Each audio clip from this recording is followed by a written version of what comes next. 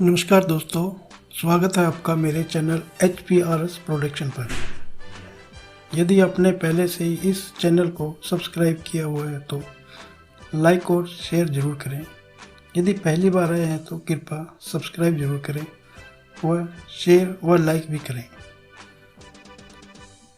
Subscribe, like और share से channel पर नई जानकारी के लिए हमें मोटिवेशन मिलती रहती है। तो आज शुरू करते हैं आज एक नए टॉपिक, प्यासा कौवा या जहाँ चाह वहाँ रहा।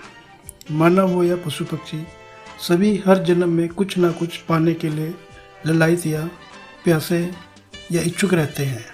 हर युग व पीढ़ी अपनी पिछली पीढ़ी से बेहतर ही करती है। पाषाण युग से लेकर 21वीं सदी यानी आज तक मानव ने पृथ्वी तो क्या न जाने कितने ग्रहों व पृथ्वियों को खोज डाला है। इतना सब कुछ तो हम सभी जानते ही हैं। चलो बात करते हैं प्यासे कौवे की, जहाँ से हमारी बात शुरू हुई है। प्यासे कौवे की भी यह तीसरी पीढ़ी चल रही है। जैसा कि हम सभी जानते हैं कि पिछली पीढ़ी ने पढ़ा कि एक कौवा प्यासा था, उसे प्यास लगी। वह प्यास बुझाने के लिए भटकते भटकते एक बगीचे में गया। वहाँ उसने एक पानी का घड़ा देखा। जब वह घड़े से पानी पीने लगा तो पानी घड़े में काफ़ी नीचे तक था। उसकी चोंच पानी तक नहीं पहुँच रही थी। वह सोचने लगा कि पानी तो है, परंतु पिया कैसे जाए।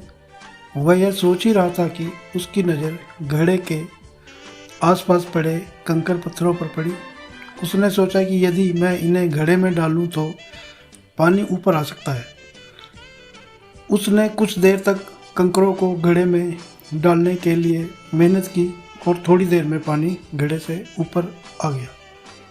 उसने अपनी प्यास बुझाई और चला गया। जैसे कि सभी जानते हैं कि इस कहानी से हम शिक्षा लेते आए हैं कि जहाँ चाह वहाँ रहा। फिर समय बदला, समाज में बदलाव हुआ तो पशु पक्षियों के जीवन पर भी उनका असर होना जाहिर सी बात है। दूसरी पीढ़ी के कौवे को भी पहले की तरह एक दिन प्यास लगी। जब वह पानी की तलाश में काफ़ी थक गया तो उसे अपने पूर्व कुएं की शिक्षा याद आई कि पानी किसी बगीचे में मिल सकता है। लोग प्यासों के लिए घड़े भर कर रखते हैं। कौवे ने थोड़ी ही देर में एक बगीचे में एक घड़े को देखा। जब वह घड़े के पास गया तो किस्मत से इस घड़े में भी पानी बहुत कम था। उसने सोचा कि हमारे किसी पूर्वज ने आसपास पड़े कंकड़ पत्थरों से घड़े को भरकर अपनी प्यास बुझाई थी। उसने भी इधर उधर देखा तो दूर दूर तक कोई कंकड़ पत्थर उसे दिखाई नहीं दिए। वह सोचने लगा कि जब तक मैं इन कंकड़ पत्थरों को घड़े में डालूंगा तो शायद इतनी देर तक मैं बिन पानी के जीवित रह सकूं या ना रह सकूं। उसने फिर सोचा कि उसने कुछ लोगों को कोल्ड ड्रिंक को स्ट्रॉ से पीते देखा था। वह उठा और पास ही किसी दुकान के बाहर से एक कोल्ड ड्रिंक स्ट्रॉ उठा लाया और उसने उसे घड़े में डाला और जी भरकर पानी पिया। इस कहानी से भी शिक्षा मिलती है कि जहाँ चाह वहाँ रहा। मगर एक शिक्षा और मिलती है कि हमें पुराने विचारों को याद तो रखना चाहिए, मगर आज के हालात के अनुसार यदि थोड़ा बदलाव भी करना पड़े तो बहुत ही अच्छी बात सिद्ध हो सकती है, जैसे कि इस नई पीढ़ी के कौवे ने की। दोस्तों, फिर समय बदला और उससे भी ज़्यादा आधुनिक युग शुरू हुआ। इस आधुनिक युग यानी 21वीं सदी में कौवे को फिर प्यास लगी। वह इधर उधर काफ़ी भटका। उसने बगीचे ढूंढे मगर कहीं भी उसे घड़े आदि दिखाई नहीं दिए। वह अंत में एक पानी के नल के पास गया, मगर वहाँ नल के आसपास भी जमा पानी नहीं मिला। तभी उसकी नज़र नल पर गई। उसे पता था कि यदि नल के ऊपर के हिस्से को एक तरफ किया जाए तो नल से पानी पिया जा सकता है। उसने अपनी चोंच से नल के घुमाने वाले हिस्से पर जोर से चोट की तो धीरे धीरे नल से पानी चल पड़ा। इस कौवे ने अपनी पीढ़ी के दोनों कौवों से ज़्यादा शुद्ध पानी पिया। यानी कि पहली पीढ़ी के कौवे ने अपनी आने वाली पीढ़ियों के लिए एक नई राह की शुरुआत की तो दूसरे ने उसमें थोड़ा बदलाव किया, और तीसरी पीढ़ी ने तो दिमाग लगाकर अपनी आने वाली सभी पीढ़ियों के लिए एक नई राह खोल दी। यानी कि नई कहावत यह बनाई जा सकती है कि जब चाह तब राह। दोस्तों, यह तो हुई पंचतंत्र से संबंधित विष्णु शर्मा जी द्वारा रचित पशु पक्षियों के माध्यम से मानव समाज को कहानियों के जरिए ज्ञान व शिक्षा देना।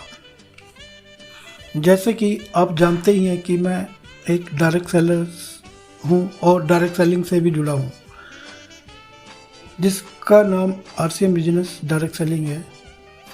इस कौवे की कहानी को डायरेक्ट सेलिंग से रिलेट करते हैं तो हम सभी की हर पीढ़ी में एक ही चाहत रही है कि हम सभी का जीवन यापन वह सही रहे, वह पारिवारिक सुरक्षा या फाइनेंशियली किसी तरह की सुरक्षा का हमें हमेशा से चाहत रही है। मानव गुफाओं से लेकर महलों तक और अब आलीशान बड़े बड़े भवनों में रहता है। यानी कि हर पीढ़ी की चाहत प्यास, जैसे कि कौवे की प्यास को हम अच्छे जीवन जीने की प्यास या चाहत मान सकते हैं। अच्छे जीवन और अच्छे संसार को ऐश्वर्यपूर्ण के अनुसार बनाने के लिए उसे बाजारों की जरूरत पड़ती है। बाजार रूपी घड़े भरे तो पड़े हैं, परंतु उनके प्रत्येक प्रोडक्ट को हासिल करना, खुशी को हासिल करना हर किसी की बात नहीं है। जो व्यक्ति थोड़ी सी पूंजी जमा करता है उसे कुछ हद तक हासिल किया जा सकता है। जो लोग दूसरों के तरीके अपना कर जीवन जीते हैं उन्हें भी पहले वालों से ज़्यादा ही मिलता है। तीसरे नंबर पर वे इंसान आते हैं जो अपनी सोच से आगे बढ़ते हैं, थोड़ी सी कोशिश करते हैं और मामूली सी मेहनत के बाद आने वाली तमाम पीढ़ियों के लिए एक ऐसा जल प्रवाह खोज कर लाते हैं कि आने वाली पीढ़ियों को बस जैसे नल को घुमाना है और उनकी प्यास यानी कि उनकी इच्छा पूरी की जा सकती है। दोस्तों, आज ना बोलते हुए भी आज की सदी का और आने वाली कई सौ वर्षों तक डायरेक्ट सेलिंग एक महान से भी महानतम तरीका हर एक मानव और मानव जाति के लिए माना जाना जाएगा। बस इतना सा बदलाव आपने करना है। इतना सरल सिस्टम आपको आसान कब व कैसे लगेगा, एक ही सरल उपाय है डायरेक्ट सेलिंग। यदि आप इसे नेटवर्किंग भी कह सकते हैं, नहीं कर सकते तो आपको बाजार के मालिकों की नेटवर्किंग करने से कोई नहीं रोक सकता। तो इसलिए आप जो भी हो